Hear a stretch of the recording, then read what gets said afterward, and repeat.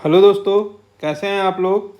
आप देख रहे हैं कोसी की आस और एक बार फिर से हम लोग उपस्थित हैं RRB general knowledge youth competition के ये 15,210 क्वेश्चंस वाला बुक के साथ। इस बुक को हम लोग सॉल्व कर रहे हैं। इस बुक को सॉल्व करने के दौरान हम लोग ने अभी तक देखा है क्या, हमने हिस्ट्री कंप्लीट कर लिया है। हिस्ट्री में एंशिएंट, मेडिएवल और उसके बाद मॉडर्न हिस्ट्री कंप्लीट करा हमने। उसके बाद फिर से हमने इंडियन पॉलिटी को कंप्लीट कर लिया है अभी तक।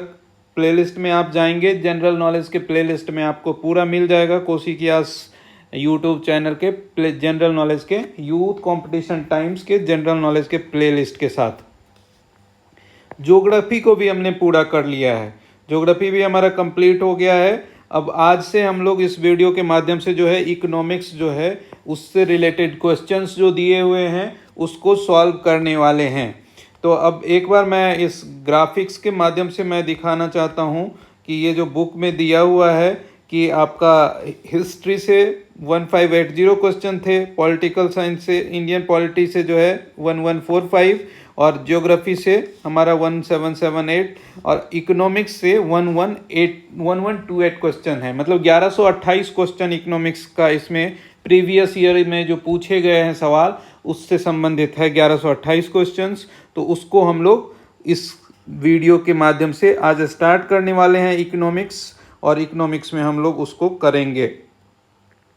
आप लोगों की प्रिपरेशन कैसे चल रही है, प्रिपरेशन से संबंधित हम लोग जो कोशिश कर रहे हैं, वीडियो जो हम लोग उपलब्ध कराने की आपको प्रयास कर रहे हैं ताकि आपको मदद मिल सके उसमें। और हमारे एंड से कोई अगर सुधार की आवश्यकता है तो बेशक आप कमेंट करिए, हम लोग कोशिश करेंगे कि उसमें और सुधार किया जा सके। और आप लोगों से मेरा यही रहेगा अनुरोध कि आप अपनी तैयारी में कंटिन्यूटी मेंटेन रखिए। आपको जब समय मिलता है आप इस वीडियो को देख सकते हैं, सुन सकते हैं, या फिर अगर इसमें आप देख सकते हैं कि अगर आप जीएस कहीं और से भी पढ़ रहे हैं मतलब तो आप इसको जो लीजर टाइम आपका है तो आप उसमें हेडफोन लगा के सुन लिए या फिर देख लिए, जो भी आपको मतलब कंफर्टेबल लगे आप वैसा कर सकते हैं। अगर आप जीएस कहीं और से नहीं पढ़ रहे हैं, सिर्फ ये वीडियो अगर सुनेंगे तो इससे भी आपका रेलवे के एग्जामिनेशन में कोई क्वेश्चन नहीं छूटेगा। मतलब इस तरह का हम अपना दावा कर सकते हैं, क्योंकि इतने सारे क्वेश्चंस हम लोगों ने इसमें कवर कर रखा है कि उससे ज़्यादा क्वेश्चंस नहीं आएंगे। तो आपसे अनुरोध रहेगा कि आप अगर कहीं और से पढ़ते हैं आप पढ़ते रहिए, इस वीडियो को आप सुन सकते हैं, जब भी वक्त मिले देख सकते हैं, ठीक है। तो आज हम लोग ये economics youth competition times publications का जो इकोनॉमिक्स से रिलेटेड क्वेश्चंस है उसको हम लोग करने जा रहे हैं। ये पार्ट 4 है, पार्ट 3 हमने हिस्ट्री, इंडियन पॉलिटी और ज्योग्राफी के रूप में कंप्लीट कर लिया है। तो अब स्टार्ट करते हैं हम लोग। ये अर्थशास्त्र का सिद्धांत से, अर्थशास्त्र के सिद्धांत, थ्योरी ऑफ इकोनॉमिक्स से है। कहता है कि सही कथन का चयन करिए। सही कथन क्या है, तो सही कथन है इसमें निवेश गुणक एमपीसी के साथ धनात्मक रूप से संबंधित होता है, यही कथन सही है। निवेश एमपीसी क्या होता है, तो जैसे देखिए एमपीसी के लिए हमने लिखा है कि मार्जिनल प्रोपेंसिटी टू कंज्यूम, मतलब सीमांत उपभोग प्रवृत्ति। मतलब जैसे लोगों की उपभोग की जो प्रवृत्ति होती है उसका जो एक लेवल है कि प्रोपेंसिटी या मार्जिनल प्रोपेंसिटी क्या है, वहाँ उसको एमपीसी बोलते हैं। तो कहते हैं निवेश गुणक एमपीसी के साथ धनात्मक रूप से संबंधित होता है। निवेश गुणक जो है वो एमपीसी के साथ क्या होता है, वो धनात्मक रूप से जुड़ा होता है, ठीक है। इनमें से क्या किसी फर्म के लिए परिवर्तनीय लागत नहीं है। परिवर्तनीय लागत जो है वो संपत्ति कर नहीं है। परिवर्तनीय लागतें क्या होती है उसके बारे में दिया है कि वह अंश होता है जो उत्पादन के बढ़ जाने से बढ़ता है और घट जाने से घटता है। यदि उत्पादन किसी समय नहीं हो रहा है तो परिवर्तनीय लागतें बिल्कुल समाप्त हो जाती है, जैसे कच्चे माल का मूल्य, ईंधन पर व्यय और श्रमिकों की मजदूरी, कमीशन और पैकेजिंग आदि। जबकि संपत्ति कर जो है परिवर्तनीय लागत नहीं है। यहाँ बोला है कि प्रत्याशित समग्र मांग जो है एक्स एंटे एग्रीगेट डिमांड की गणना किस सूत्र के आधार पर होती है, तो एक्स एंटे एग्रीगेट डिमांड की मतलब जो सूत्र है वो आपका है C+I+CY। ये आपको याद रख लीजिए माइक्रो इकोनॉमिक्स समष्टि अर्थशास्त्र विश्लेषण में उपभोग फलन कुल उपभोग एवं डैश के बीच संबंध का वर्णन करता है, तो ये आपका बी नंबर आंसर है। सकल राष्ट्रीय आय जो है समष्टि अर्थशास्त्र विश्लेषण में उपभोग फलन कंजम्पशन फंक्शन और कुल उपभोग और सकल राष्ट्रीय आय के बीच संबंध को वर्णित करता है। ठीक है, माइक्रो इकोनॉमिक विश्लेषण में उपभोग फलन कंजम्पशन फंक्शन कुल उपभोग और सकल राष्ट्रीय आय के बीच संबंध का वर्णन होता है। कारक आगतों की अवसर लागत के अतिरिक्त किसी व्यावसायिक फर्म द्वारा अर्जित लाभ क्या कहलाता है? कारक आगतों की अवसर लागत के अतिरिक्त किसी व्यावसायिक फर्म का अर्जित लाभ जो है असामान्य लाभ कहलाता है। वह उत्पादन चक्र क्या कहलाता है जिसमें कम से कम एक उत्पादन कारक स्थिर होता है?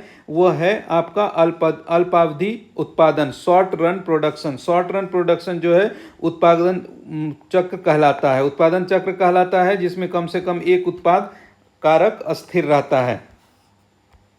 अर्थशास्त्र में इनमें से कौन सा कथन सही नहीं है? अर्थशास्त्र में यह कि लंबे समय में सभी इनपुट फिक्स होते हैं, ये कथन सही नहीं है। औसत नियत लागत वक्र का ढलान नीचे की ओर होता है। कुल लागत कुल परिवर्ती लागत और कुल नियत लागत का योग होती है।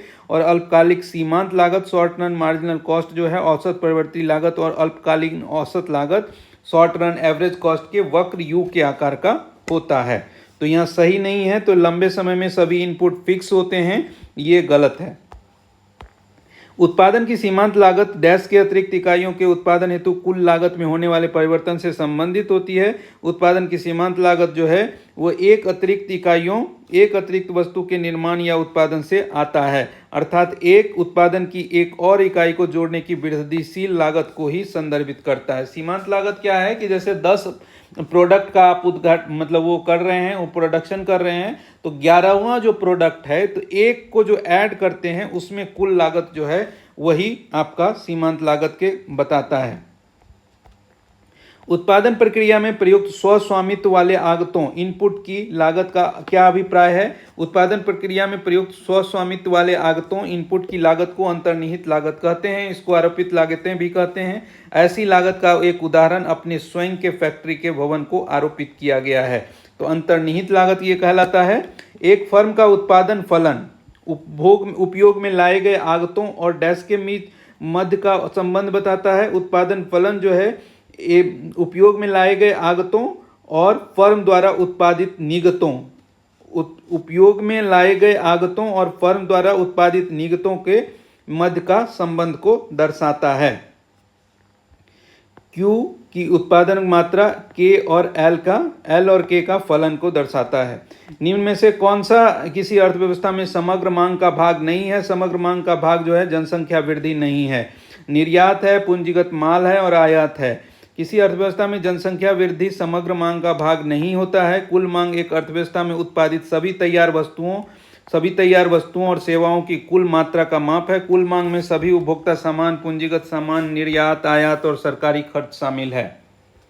समष्टि अर्थशास्त्रीय विश्लेषण में सीमांत बचत प्रवृत्ति MPS जो है किसे दर्शाती है? सीमांत बचत प्रवृत्ति जो किसी व्यक्ति की आय में प्रति इकाई परिवर्तन के फलस्वरूप उसकी बचत में परिवर्तन को दर्शाती है। सीमांत बचत प्रवृत्ति जो है MPS जो है वो किसी व्यक्ति की आय में प्रति इकाई परिवर्तन के फलस्वरूप उसकी बचत में हुई वृद्धि को प्रदर्शित करता है।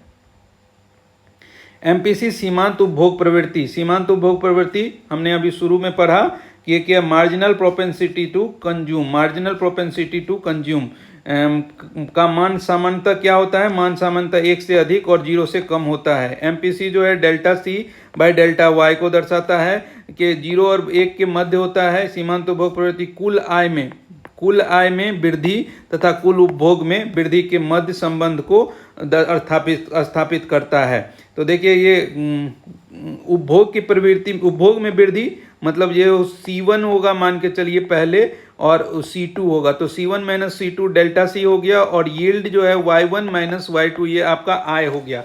तो आय में अगर वृद्धि है तो वो y1 माइनस y2 दिखाता है, तो डेल्टा वाई से हमने डिनोट किया है, और c1 माइनस c2 जो है वो कंजम्पशन में जो अंतर हुआ है उसको हमने दिखाया है। निम्न में से कौन सा उत्पादन लागत में शामिल ऊपरी व्यय ओवरहेड एक्सपेंस है? ओवरहेड एक्सपेंस जो है बीमा है। कच्चा माल, उपभोज्य विनिर्माण व आपूर्ति और श्रम, ये तो अस्थिर है, ये लगाना ही है आपको।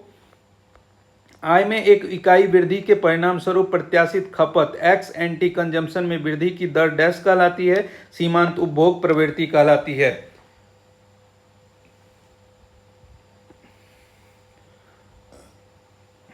ठीक है। किसी वस्तु या सेवा की एक अतिरिक्त इकाई खरीदने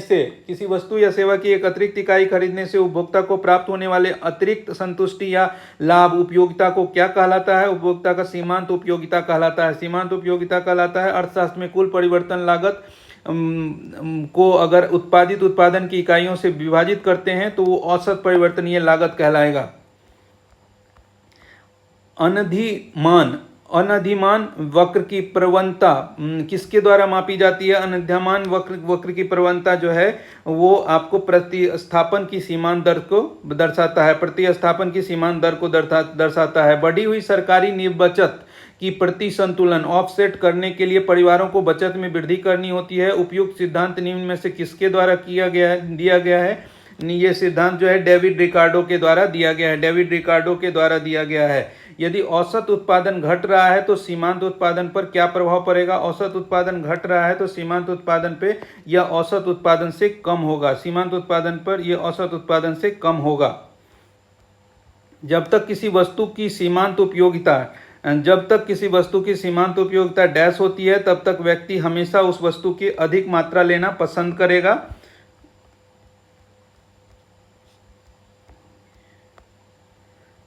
जब तक किसी वस्तु की सीमांत उपयोगिता धनात्मक होती है तब तक व्यक्ति हमेशा उस वस्तु की अधिक मात्रा लेना पसंद करेगा। सीमांत उपयोगिता अगर उसका धनात्मक है, 0 और 1 है, सीमांत उपयोगिता धनात्मक है, तब तक व्यक्ति उस वस्तु को अधिक मात्रा में लेना पसंद करेगा। जब तक MP मतलब मार्जिनल प्रोपेंसिटी जो सीमांत उत्पाद जो है औसत प्रोपेंसिटी प्रोपेंसिटी से अधिक रहता है तब तक औसत उत्पाद जो है वो औसत उत्पाद बढ़ना जारी रहता है। उत्पादन लागत सिद्धांत के अनुसार सीमांत उत्पाद मार्जिनल प्रोपेंसिटी और वो प्रोडक्ट कह सकते हैं, और एवरेज प्रोडक्ट से अधिक रहने पर औसत उत्पाद का बढ़ना जारी रहता है। देखिए सीमांत लागत क्या है? सीमांत लागत है कुल व्यय में परिवर्तन और उत्पादित इकाइयों की मात्रा में परिवर्तन। सीमांत लागत की गणना एक अतिरिक्त वस्तु के निर्माण के लिए आवश्यक कुल व्यय के रूप में की जाती है।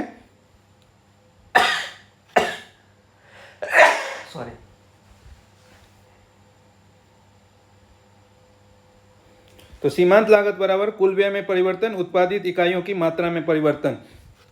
किसी वस्तु की वह मात्रा जो एक उपभोक्ता दिए गए वस्तुओं की कीमतों, रुचियों और अनादिमानों को निश्चित रखते हुए खरीदने को तैयार है और क्षमता रखता है को उस वस्तु की क्या कहते हैं? उस वस्तु की मांग कहते हैं। समष्टि अर्थशास्त्र माइक्रो इकोनॉमिक्स को निम्न में से किस रूप में परिभाषित किया जाता है? निम्न में से जो है उसको अर्थशास्त्र की एक शाखा जिसमें समग्र रूप से अर्थव्यवस्था के व्यवहार और प्रदर्शन का अध्ययन किया जाता है।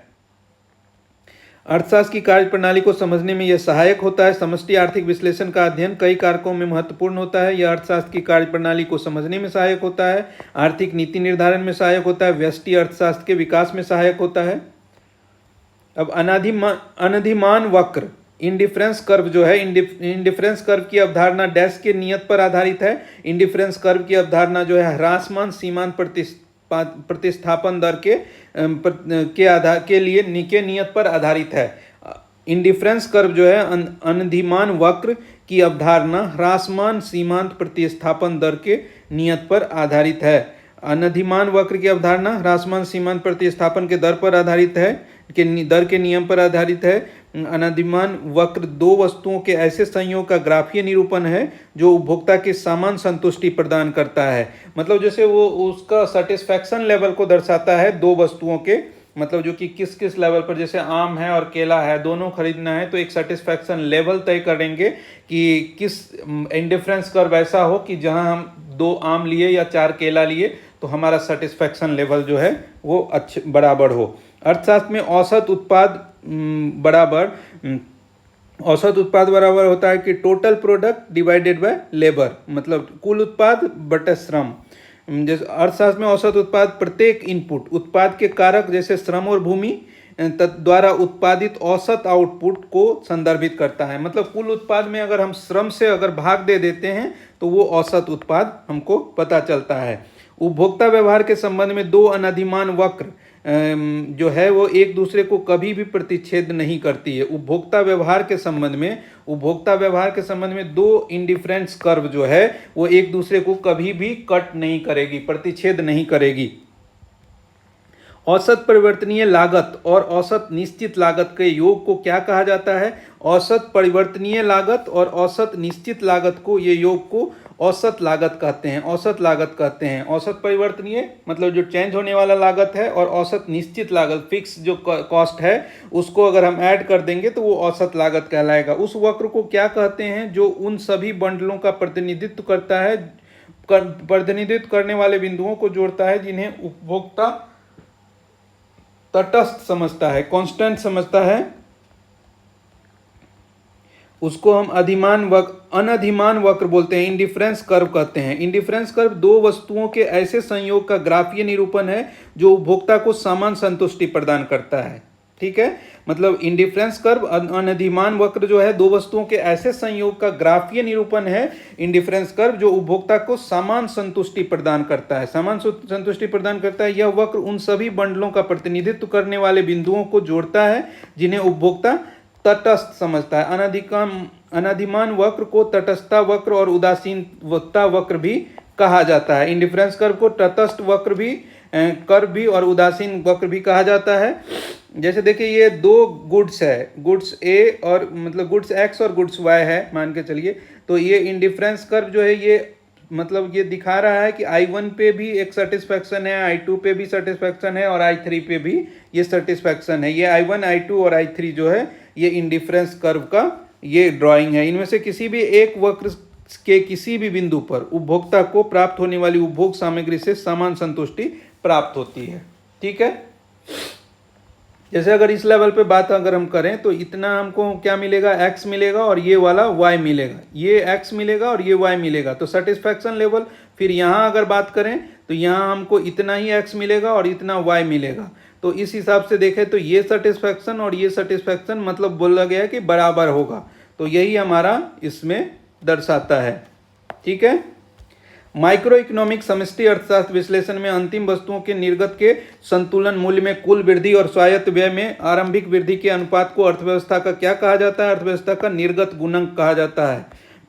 उन सभी बंडलों का संग्रह है जिसे उपभोक्ता विद्यमान बाजार कीमतों पर अपनी आय से खरीद सकता है। ये बजट सेट है। बजट सेट उन सभी बंडलों का संग्रह है जिसे उपभोक्ता विद्यमान बाजार कीमतों पर अपनी आय से खरीद सकता है। उपभोक्ता किसी उत्पाद का जितना अधिक उपभोग करते हैं उतना ही अधिक असंतुष्ट होते हैं। इसे क्या कहा जाता है? इसे ह्रासमान सीमांत उपयोगिता कहलाता है।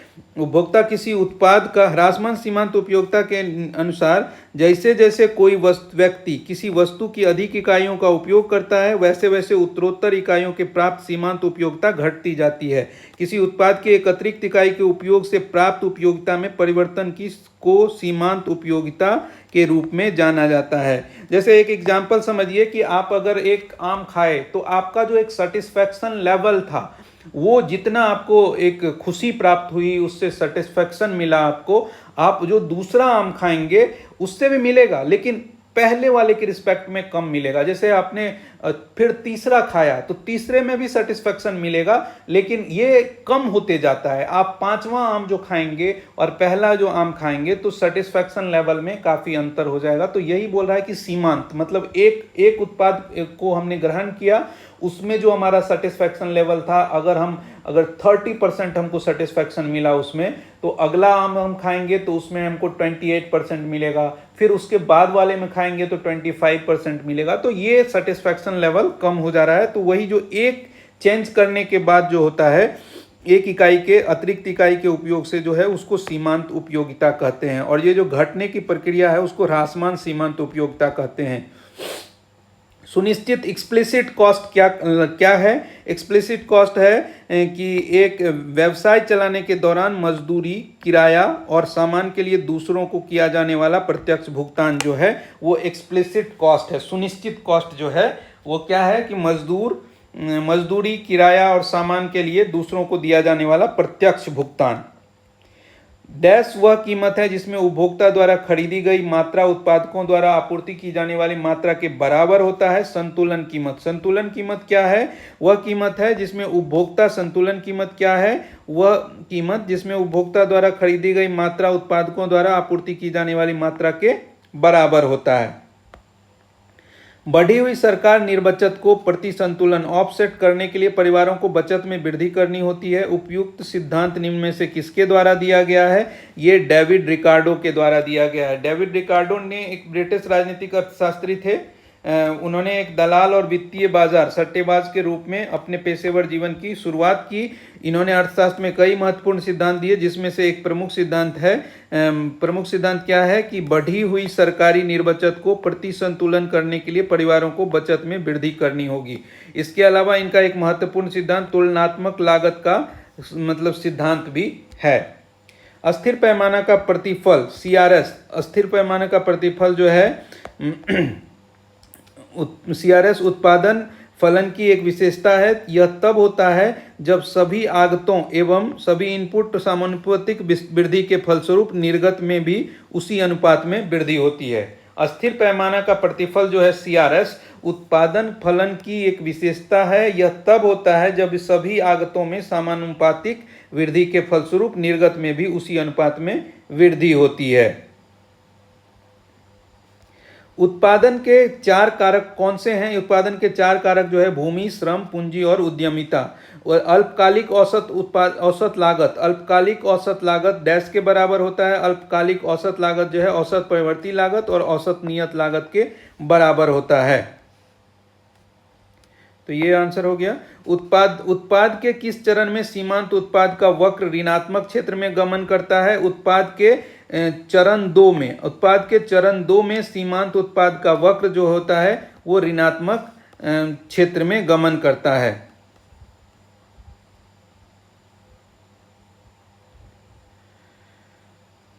ठीक है, जैसे देखिए ये फर्स्ट वाला फेस में सभी ऊपर उठे हैं, सेकेंड वाले फेस में नीचे गिरा है।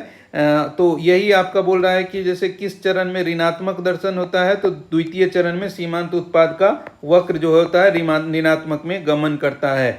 डैश को परिवर्ती निवेश की उत्पादन की प्रति इकाई के रूप में परिभाषित किया गया है। औसत उत्पाद को परिवर्ती निवेश की उत्पादन की प्रति इकाई के रूप में परिभाषित किया गया। औसत उत्पाद क्या होता है? कुल उत्पाद बटे प्रतिवर्ती कारक की इकाइयां, परिवर्तित कारक की इकाइयां।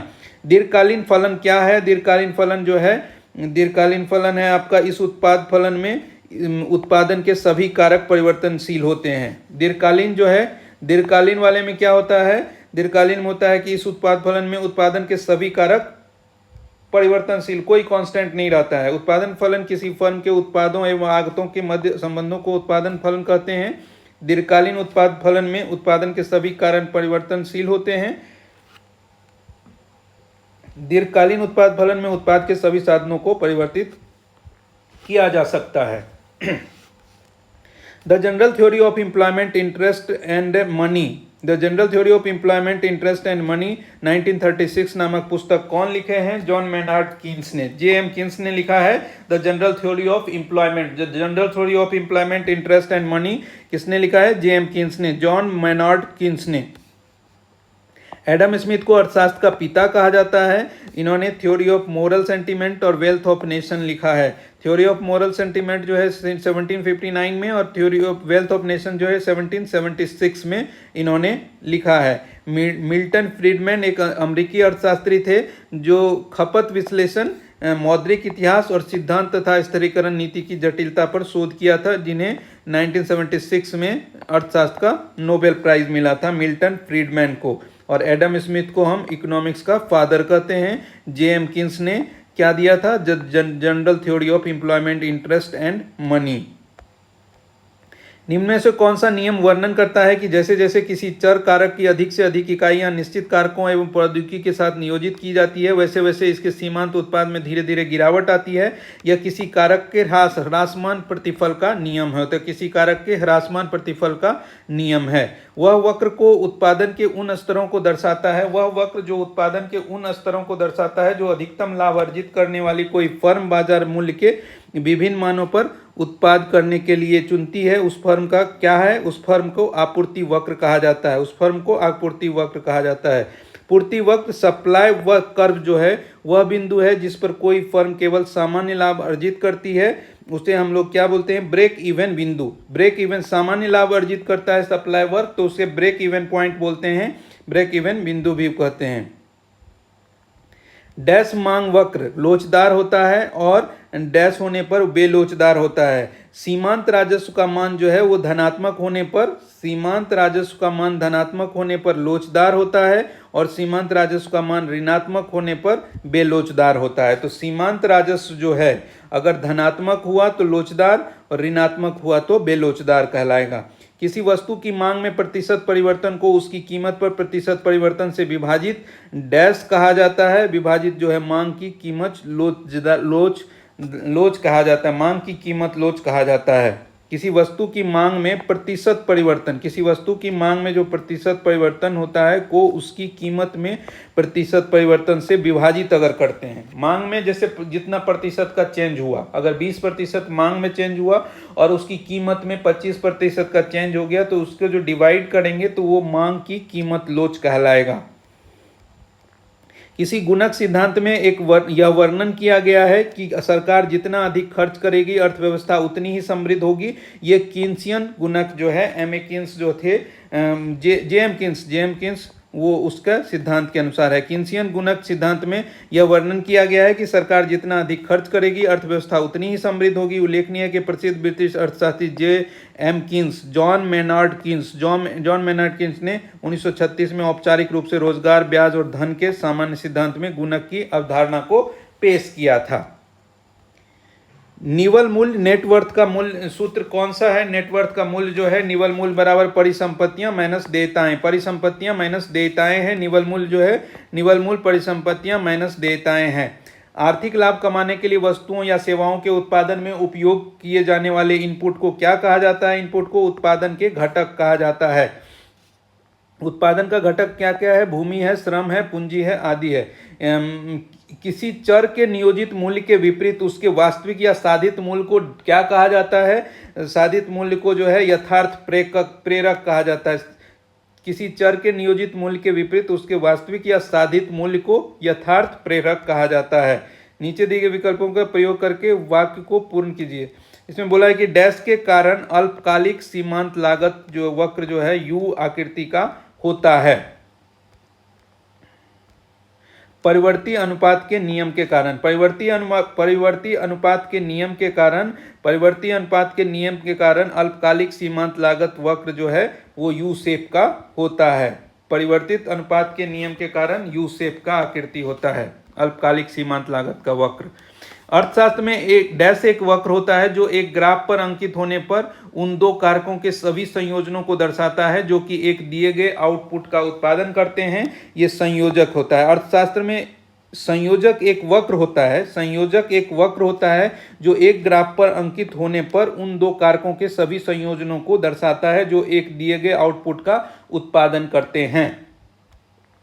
निम्न में से कौन सा कथन परिवर्तनशील अनुपात नियम के संबंध में सत्य है? तो ये बोल रहा है कि पहला ही सत्य है कि किसी कारक आगत मतलब फैक्टर इनपुट के सीमांत उत्पाद में उसके नियोजन स्तर के साथ प्रारंभ में वृद्धि होती है। किसी निश्चित नियोजन स्तर तक पहुंचने के बाद इसमें गिरावट शुरू हो जाती है।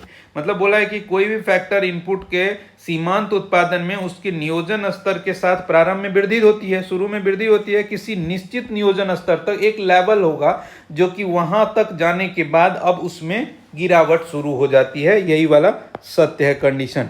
अब कहता है कि जब सभी इनपुट में अनुपातिक वृद्धि के परिणाम स्वरूप आउटपुट में बड़े अनुपात में वृद्धि होती है तो उत्पादन फलन क्या प्रदर्शित करता है?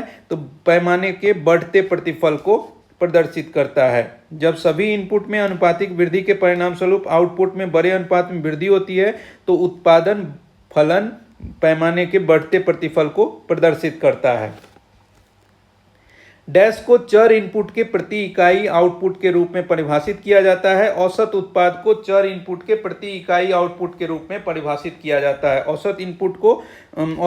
औसत उत्पाद को चर इनपुट के प्रति इकाई आउटपुट के रूप में परिभाषित किया जाता है। ऐसा कोई भी समाज निश्चित रूप से समृद्ध और खुशहाल नहीं हो सकता जिसके सदस्यों की काफी बड़ा हिस्सा गरीब और दयनीय स्थिति में हो। ये कौन बोले थे? एडम स्मिथ ने बोला था। एडम स्मिथ को अर्थशास्त्र, राजनीतिक अर्थशास्त्री थे, नीतिवेत्ता, ब्रिटिश नीतिवेत्ता, दार्शनिक और राजनीतिक अर्थशास्त्री थे। आधुनिक अर्थशास्त्र का जनक कहा जाता है, अर्थशास्त्र का पिता भी इन्हें कहा जाता है। ऐसा कोई भी समाज निश्चित रूप से समृद्ध और खुशहाल नहीं हो सकता जिसके सदस्यों का काफी बड़ा हिस्सा गरीब और दयनीय स्थिति में है। इनकी सबसे बड़ी प्रसिद्ध पुस्तक द वेल्थ ऑफ नेशन जो था वो 1776 ईस्वी में। आधुनिक अर्थशास्त्र का जनक किसे कहा जाता है? एडम स्मिथ को कहा जाता है। इनमें से कौन सा सामग्री आवश्यक योजना एमआरपी का एक आउटपुट है? ये आपका हो गया नियोजित आदेश अनुसूची। नियोजित आदेश अनुसूची आवश्यक सामग्री योजना का एक आउटपुट है। खाद्य पदार्थ, वस्त्र जैसे उत्पाद एवं मनोरंजन जैसी सेवाओं को उनके अंतिम उपभोक्ताओं द्वारा खरीदे जाने पर डैश कहा जाता है, उपभोग वस्तुएं कहा जाता है। उपभोग वस्तुएं कहा जाता है उसे।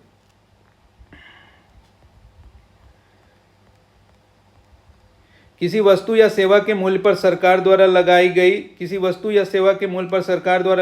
ऊपरी सीमा को क्या कहा जाता है? ऊपरी सीमा को अंतिम सीमा मूल्य कहा जाता है। किसी वस्तु या सेवा के मूल्य पर सरकार द्वारा लगाई गई ऊपरी सीमा को क्या कहा जाता है? अंतिम सीमा मूल्य कहा जाता है। एक अलग अनुशासन के रूप में माइक्रो इकोनॉमिक्स के संस्थापक जनक के रूप में किसे माना जाता है?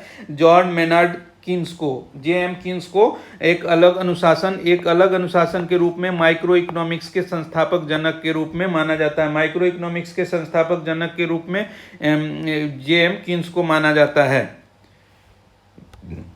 ब्रिटिश अर्थशास्त्री थे जो general theory of employment interest and money पुस्तक के रचयिता भी थे।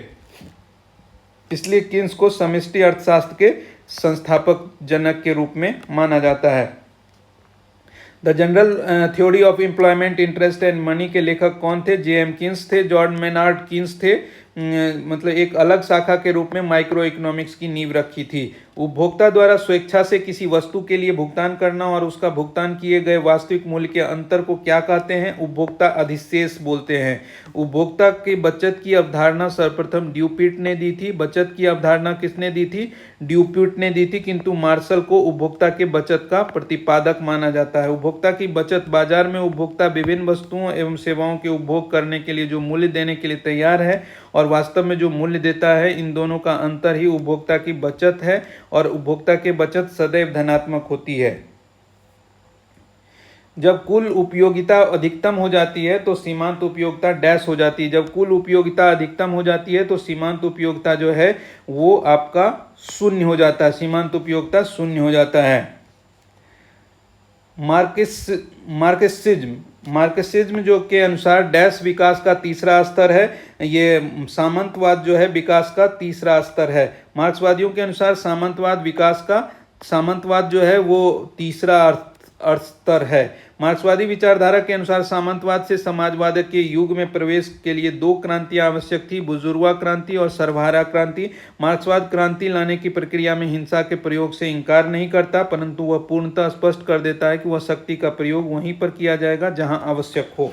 मार्क्सवादी के अनुसार जो है सामंतवाद जो है विकास का तीसरा स्तर है। उनका मानना था कि मतलब मार्क्सवादी विचारधारा के अनुसार सामंतवाद से समाजवाद के युग में प्रवेश करने के लिए दो क्रांतियां आवश्यक थी, बुजुर्गा क्रांति और सर्वहारा क्रांति। मार्क्सवाद क्रांति लाने के प्रक्रिया में हिंसा के प्रयोग से इनकार नहीं करता है, परंतु वह पूर्णतः स्पष्ट कर देता है कि शक्ति का प्रयोग वहीं पर किया जाएगा जहां आवश्यक होगा।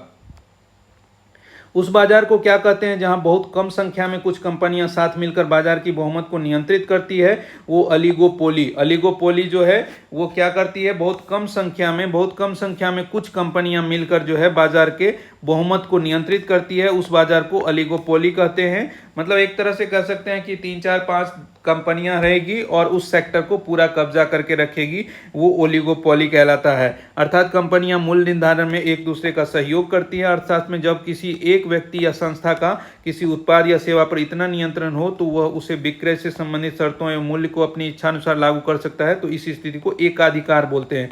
अगर एक ही कंपनियां, एक व्यक्ति उस सेक्टर में है तब वो मोनोपोली कहलाएगा।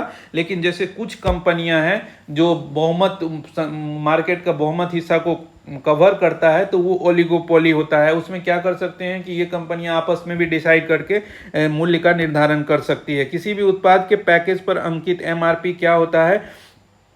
मैक्सिमम रिटेल प्राइस कहलाता है। मैक्सिमम रिटेल प्राइस कहलाता है, मतलब इसका मतलब होता है कि इससे अधिक कीमत पर कोई भी दुकानदार उस प्रोडक्ट को नहीं बेच सकता है। इसका आकलन उपभोक्ता के अधिकारों को रक्षा के लिए किया जाता है। एक वह व्यक्ति जो एक साझेदारी फर्म को केवल अपना नाम देता है उसे क्या कहा जाता है? साझेदारी फर्म को अगर अपना नाम दे रहा है तो नॉमिनल पार्टनर बोलेगा। साझेदारी दो या दो से अधिक पार्टियों द्वारा एक व्यवसाय के प्रबंधन और संचालन और उसके मुनाफे को साझा करने की औपचारिक व्यवस्था है। जो पार्टी साझेदारी फर्म के दैनिक कार्य संचालन में हिस्सा लेती है उसे एक्टिव पार्टनर कहते हैं, तथा जो कार्य संचालन में हिस्सा नहीं लेती है उसे स्पेलिंग पार्टनर कहते हैं। एक्टिव पार्टनर और स्पेलिंग पार्टनर। और जो केवल लाभ में हिस्सा लेती है partner in profits only, partner in profits only कहते हैं। तो इसमें क्या हो रहा है कि एक साझेदारी फर्म को केवल अपना नाम देता है उसे क्या कहलाता है? नॉमिनल पार्टनर उसे बोलते हैं, उसे नॉमिनल पार्टनर बोलेंगे। स्पेलिंग पार्टनर किसको बोलेंगे? जो मतलब डेली कार्य संचालन में हिस्सा नहीं लेती है उसे स्पेलिंग पार्टनर बोलेंगे। जो डेली वाले में हिस्सा लेता है एक्टिव पार्टनर, और पार्टनर्स इन प्रॉफिट ओनली मतलब सिर्फ प्रॉफिट में हिस्सा लेता है उसको बोलेंगे। और नॉमिनल पार्टनर बोलेंगे जो सिर्फ अपना नाम देता है। निम्नलिखित में से मुक्त बाजार का सर्वोत्तम उदाहरण क्या है? मुक्त बाजार का सर्वोत्तम उदाहरण जो है आपका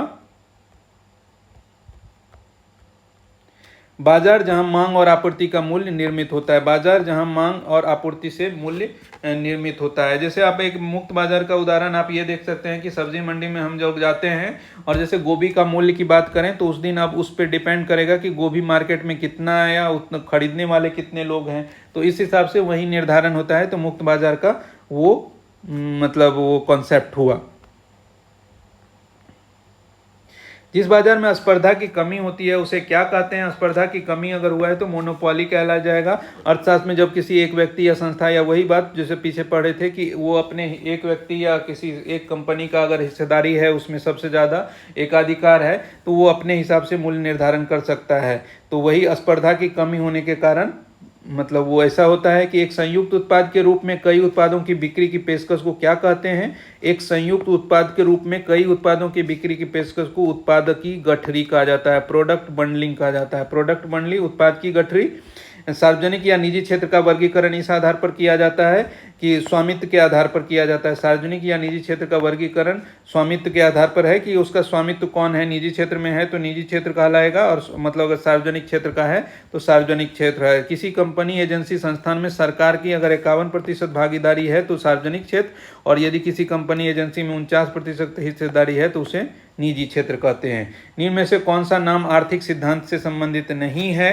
तो जेम्किंस है, डेविड रिकार्डो है, थॉमस रॉबर्ट माल्थस है। नील्स हैरिसन डेविड बोर्ड जो है वो नहीं है। नील्स बोर आर्थिक सिद्धांत से संबंधित नहीं है। ये डेनमार्क के भौतिक विज्ञानी थे, डेनमार्क के भौतिक विज्ञानी थे नील्स बोर। तो इसलिए जिन्होंने क्वांटम विचारों के आधार पर हाइड्रोजन परमाणु से स्पेक्ट्रम की व्याख्या की थी, तो यहाँ इस हिसाब से अगर अर्थशास्त्र के आर्थिक सिद्धांत के आधार पर बात करें तो वो नहीं इसमें है।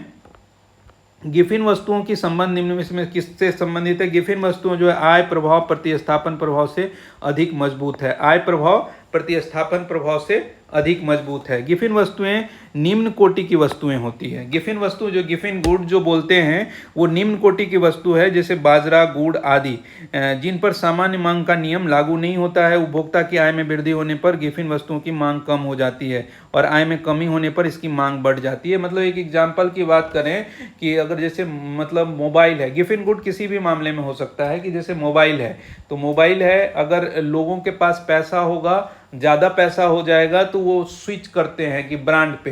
जैसे अगर मान के चलिए अगर कम पैसा है तो माइक्रोमैक्स पे लोग जाते हैं, रेडमी पे जाते हैं, रियलमी पे जाते हैं। लेकिन थोड़ा पैसा अधिक हो जाएगा तो सैमसंग पे चले जाएंगे, और पैसा अधिक होगा तो उसमें एप्पल पे चले जाएंगे। तो अगर मान के चलिए आपकी आय के आधार पर वो निर्धारित होता है कि आप गिफिन गुड किसको बोल रहे हैं। जैसे टी शर्ट की बात करें तो छोटे जो बाज़ार होते हैं उसमें भी सेल लगता है, ब्रांडेड कंपनियां भी होती हैं वो भी अपना बेचती है। तो अगर ब्रांडेड अगर आप खरीद रहे हैं तो आपके लिए गिफ्ट एंड गुड वो हो जाएगा जो कि आपको लोकल बाज़ार में मिल रहा है।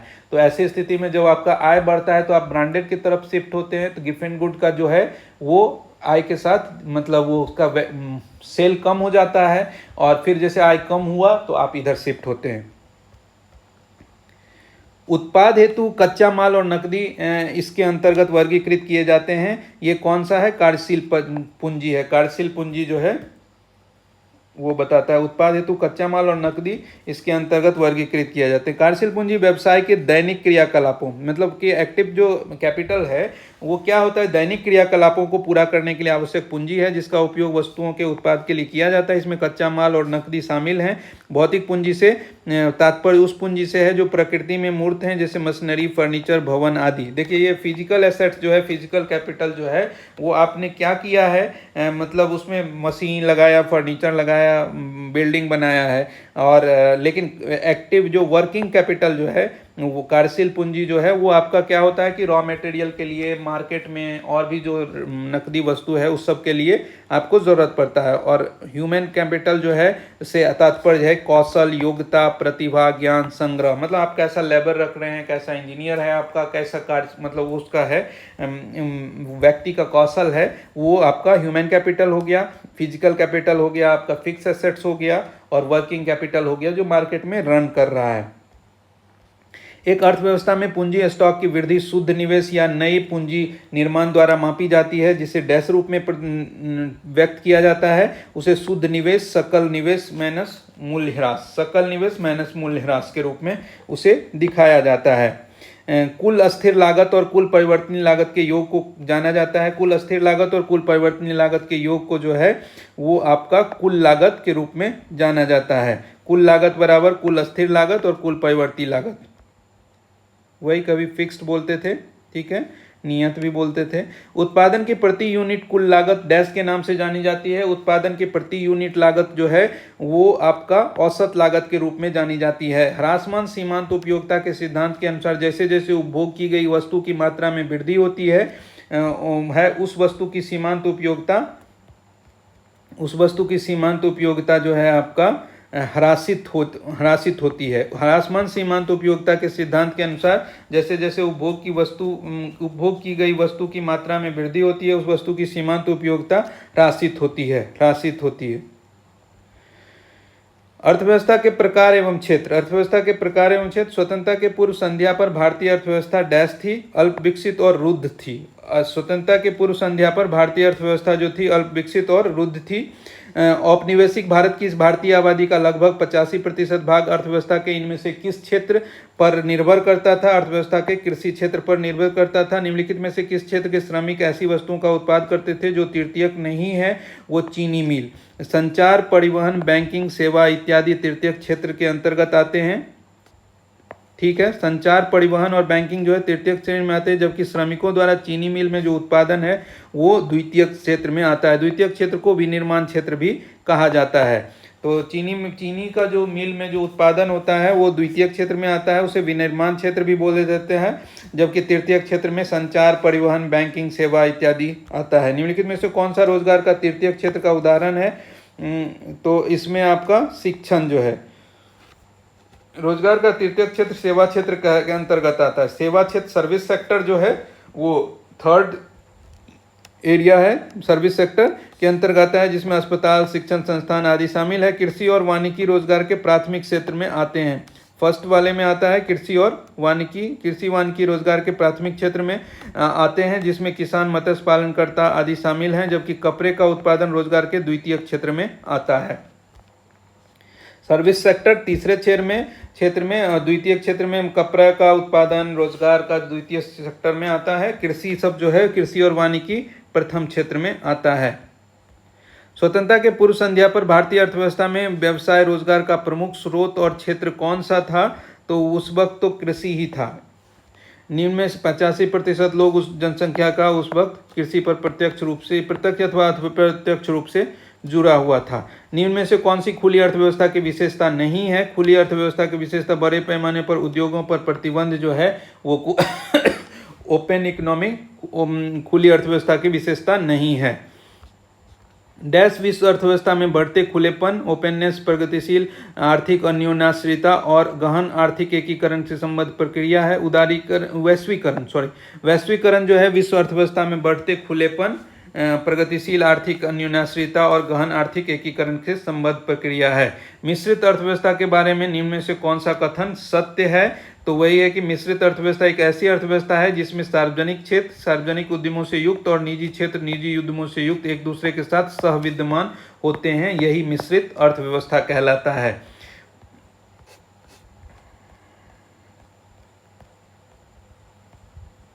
कहते हैं कि निम्नलिखित में से कौन सा आर्थिक गतिविधि प्राथमिक क्षेत्र के अंतर्गत आता है? आर्थिक गतिविधि प्राथमिक क्षेत्र के अंतर्गत आने वाला जो है इसमें खनन है कि प्राथमिक अर्थव्यवस्था का यह क्षेत्र प्रत्यक्ष रूप से पर्यावरण पर निर्भर होता है। इन गतिविधियों का संबंध भूमि, जल, वनस्पति और खनिज जैसे प्राकृतिक संसाधनों से होता है। कृषि, पशुपालन, मत्स्य पालन, खनन और उससे संबंधित गतिविधियों को प्राथमिक क्षेत्र में रखा गया है।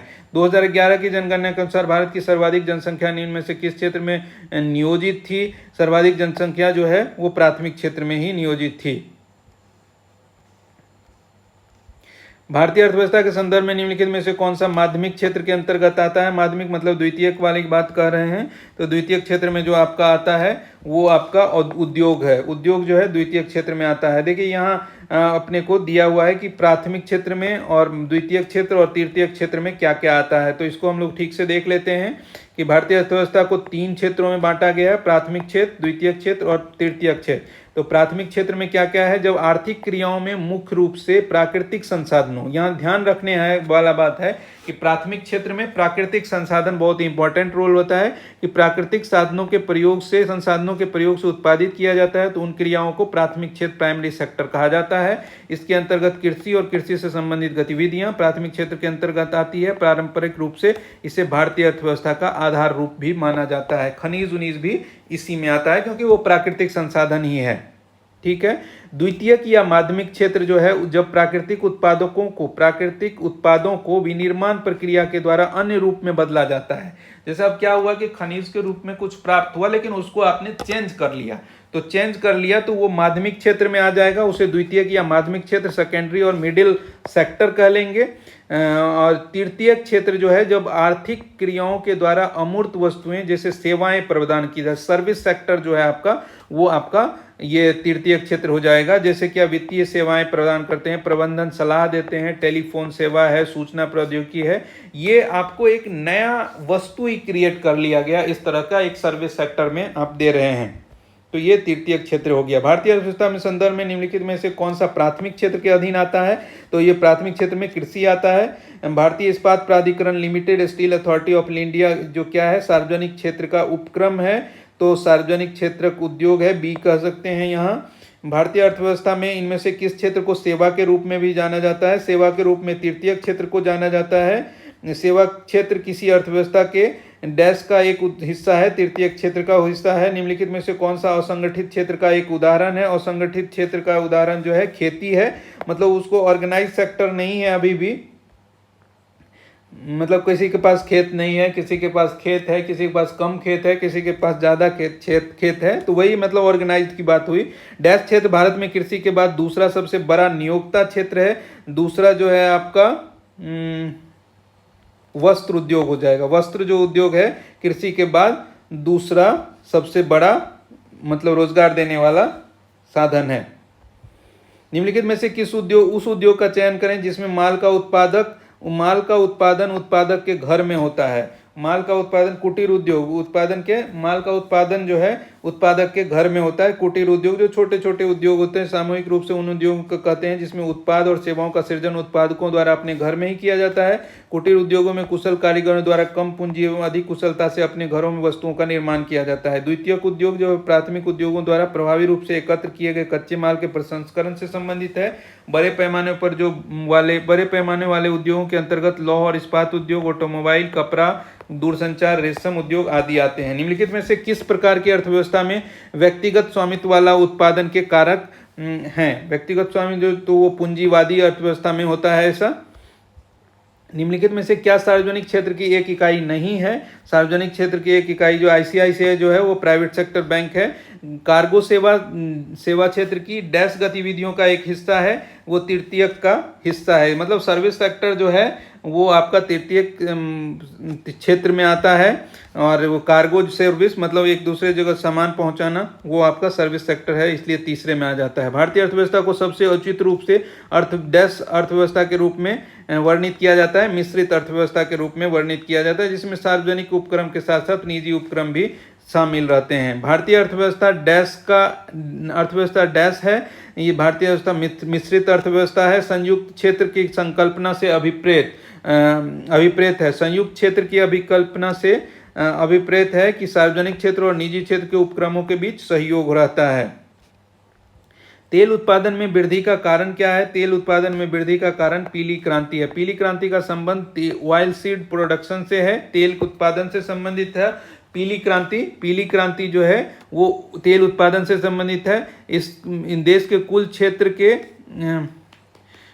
कृषि क्षेत्र के लगभग 15% भाग पर तिलहनी फसलें तिल, अलसी, सरसों, सूरजमुखी, मूंगफली, सोयाबीन उगाई जाती है। इस प्रकार हरी क्रांति का संबंध फसल उत्पादन, श्वेत क्रांति का संबंध जो है दुग्ध उत्पादन, और भूरी क्रांति का संबंध जो है उर्वरक उत्पादन से। पीली क्रांति का उत्पादन संबंध जो है तेल उत्पादन से संबंधित है। 15% भाग पर तिलहनी फसल का उत्पादन किया जाने लगा। गांधीवादी समाजवाद का सिद्धांत किसके द्वारा प्रतिपादित किया गया? गांधीवादी समाजवाद का सिद्धांत जो है अटल बिहारी वाजपेयी के द्वारा अपनाया गया। अटल बिहारी वाजपेयी की नज़रों में पूंजीवाद और साम्यवाद दोनों जुड़वा भाई हैं। जैसे वाजपेयी का गांधीवादी समाजवाद पर जोर था, जिसका तात्पर्य है भारतीय जीवन दर्शन और मूल्यों से है। भारतीय समाजवाद डैश का मिश्रण है। भारतीय समाजवाद जो है मार्क्सवाद और गांधीवाद का मिश्रण है। भारतीय समाजवाद जो है मार्क्सवाद और गांधीवाद का मिश्रण है। समाजवाद एक आर्थिक सामाजिक दर्शन है। समाजवादी व्यवस्था में धन संपत्ति का स्वामित्व और वितरण समाज के नियंत्रण के अधीन रहता है। प्रौद्योगिकी क्षेत्र भारत में महिला रोजगार का सबसे बड़ा नियोक्ता क्षेत्र है। प्रौद्योगिकी क्षेत्र जो है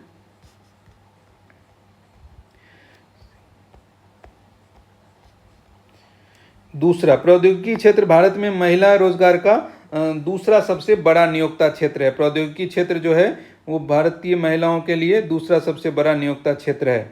भारतीय अर्थव्यवस्था के संदर्भ में निम्नलिखित में से कौन सा तृतीयक क्षेत्र के अधीन आता है? तृतीयक क्षेत्र के अधीन जो है इसमें स्वास्थ्य आता है। सर्विस सेक्टर हो गया। भारतीय अर्थव्यवस्था के संदर्भ में स्वास्थ्य तृतीयक क्षेत्र के अंतर्गत आता है, जिसे सेवा क्षेत्र भी कहते हैं।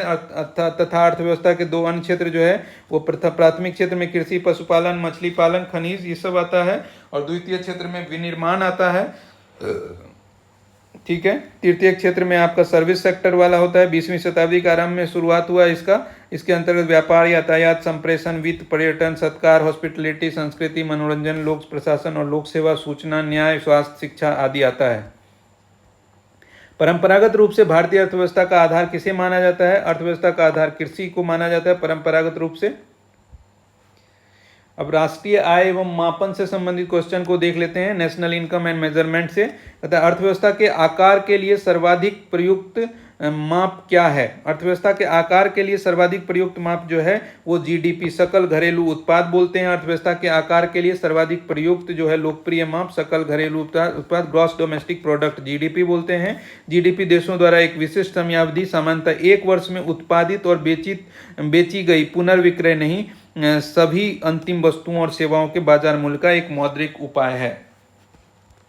मतलब एक निर्धारित समय अवधि जो सामान्यतः 1 वर्ष का होता है, उसमें उत्पादित और बेची गई सभी अंतिम वस्तुओं और सेवाओं का बाजार मूल्य का एक मौद्रिक उपाय है। स्वतंत्रता की पूर्व संध्या पर भारत का सकल घरेलू उत्पाद ग्रॉस डोमेस्टिक प्रोडक्ट जो था वो कितना था? ग्रॉस डोमेस्टिक प्रोडक्ट जो था वो 2.7 लाख करोड़ था। स्वतंत्रता की पूर्व संध्या पर 1947 देश का सकल घरेलू उत्पाद जो महज 2.7 लाख करोड़ था। यह आंकड़ा दुनिया की जीडीपी का सिर्फ 3% था उस वक्त।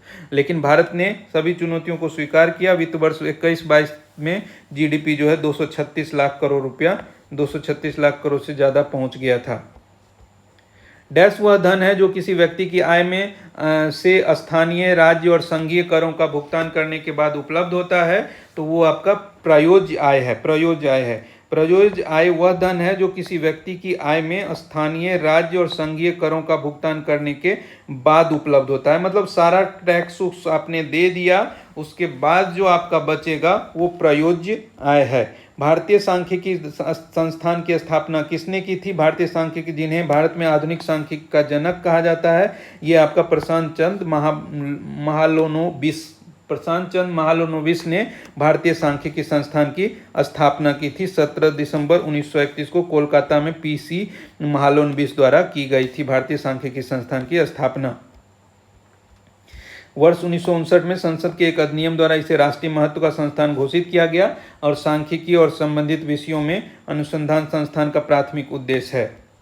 डैश में जीडीपी वृद्धि दर केंद्र सरकार के राजकोषीय, वित्तीय संतुलन और बाह्य संतुलन के संबंध में अर्थव्यवस्था के भविष्य का आकलन किया जाता है।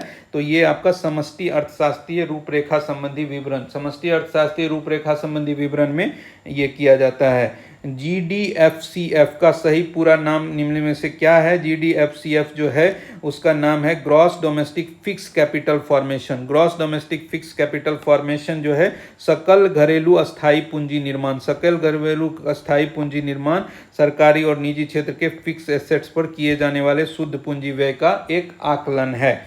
जब हम एनएनपी, निवल राष्ट्रीय उत्पाद, नेट नेशनल प्रोडक्ट को किसी राष्ट्र की कुल जनसंख्या से विभाजित करते हैं तो हमें क्या प्राप्त होता है? हमें प्रति व्यक्ति आय प्राप्त होता है। प्रति व्यक्ति आय प्राप्त होता है। क्या करते हैं हम? अगर नेट नेशनल प्रोडक्ट एनएनपी को अगर हम टोटल अपने पॉपुलेशन से डिवाइड करेंगे एनएनपी को, तो प्रति व्यक्ति आय हमको पता चलेगा। साम्य राष्ट्रीय आय, इक्विलिब्रियम नेशनल इनकम तब होता है जब समग्र आपूर्ति जो है समग्र मांग के बराबर होता है। समग्र आपूर्ति समग्र मांग के बराबर होता है। निम्नलिखित में से कौन सा विभाग भारत के जीडीपी की गणना करता है? भारत के जीडीपी की गणना जो है केंद्रीय सांख्यिकी कार्यालय करता है। केंद्रीय सांख्यिकी कार्यालय भारत के जीडीपी की गणना करता है। केंद्रीय सांख्यिकी कार्यालय जो है भारत के जीडीपी की गणना करता है। भारतीय सकल घरेलू उत्पाद जीडीपी की गणना जो है केंद्रीय सांख्यिकी संगठन के द्वारा की जाती है। सीएसओ आंकड़ों का संग्रह करता है और सांख्यिकी रिकॉर्ड का अनुरक्षण करता है। आर्थिक विकास का एक अच्छा संकेतक डैश में निरंतर वृद्धि करता है। आर्थिक विकास का एक अच्छा संकेतक जीडीपी में निरंतर वृद्धि करता है। इसमें सकल घरेलू उत्पाद जीडीपी का आकलन करते समय केवल तैयार माल के मूल्य पर विचार करना चाहिए, क्योंकि तैयार माल के मूल्य में पहले से मध्यवर्ती माल का मूल्य शामिल होता है। तैयार माल के मूल्य में पहले से ही मध्यवर्ती माल का मूल्य शामिल होता है। सकल घरेलू उत्पाद में निम्न में से किसका कुल मूल्य है? सकल घरेलू उत्पाद में एक विशिष्ट वर्ष के दौरान उत्पादित सभी अंतिम उत्पादों एवं सेवाओं का कुल मूल्य है। ठीक है। हिंदू वृद्धि दर नामक शब्द किसने गढ़ा था, जिसे भारतीय अर्थव्यवस्था में निम्न वृद्धि दर वाला अवधि के रूप में संदर्भित किया गया? वो राजकृष्ण के द्वारा। राजकृष्ण। हिंदू वृद्धि दर शब्द नाम किसके द्वारा गढ़ा गया था? राजकृष्ण के द्वारा। क्या हिंदू वृद्धि दर नामक शब्द प्रसिद्ध अर्थशास्त्री प्रोफेसर राजकृष्ण ने गढ़ा था, जिसे भारतीय अर्थव्यवस्था में निम्न आर्थिक वृद्धि दर वाले अवधि के रूप में संदर्भित किया जाता है? प्रोफेसर राजकृष्ण के अनुसार हिंदू वृद्धि दर 3.5% के नीचे के आर्थिक विकास दर को माना जाता है। भारतीय अर्थव्यवस्था में आर्थिक विकास दर 1950 से 80 तक यही रही थी। निम्नलिखित में से कौन सा क्षेत्र भारत की जीडीपी निम्नलिखित में से कौन सा क्षेत्र भारत की जीडीपी में सर्वाधिक योगदान करता है?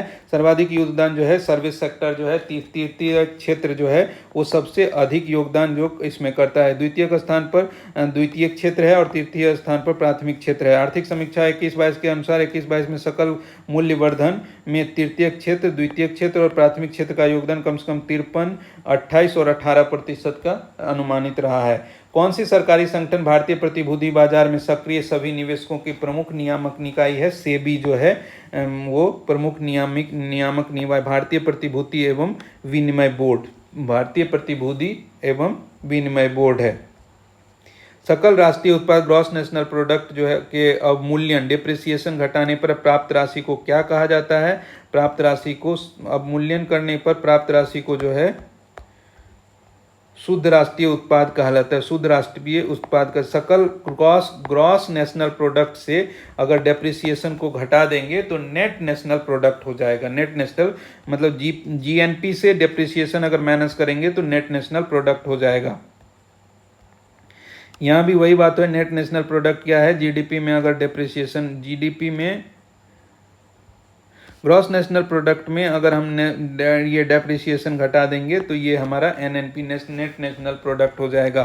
भारत में राष्ट्रीय आय की गणना किसके द्वारा की जाती है? केंद्रीय सांख्यिकी संगठन के द्वारा की जाती है। दादा भाई नौरोजी ने सन 1867 ईस्वी में पहली बार राष्ट्रीय आय की गणना करने का प्रयास किया। स्वतंत्र भारत में राष्ट्रीय आय का प्रथम आकलन वाणिज्य मंत्रालय द्वारा 1948-49 में किया गया था। वर्तमान में राष्ट्रीय आय से संबंधित केंद्रीय आंकड़े केंद्रीय सांख्यिकी संगठन द्वारा संकलित और जारी किए जाते हैं।